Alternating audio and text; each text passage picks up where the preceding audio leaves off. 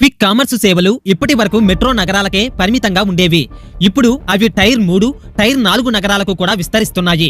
భారతదేశంలోని 200 నగరాల్లో బ్లింకిట్ వంటి సంస్థలు సేవలు అందించడం మొదలుపెట్టాయి. దీనివల్ల రాబోయే 5 సంవత్సరాల్లో చాలా కిరాణా దుకాణాలు మూతపడే ప్రమాదం ఉందని కొంతమంది వ్యాపార విశ్లేషకులు అంటున్నారు.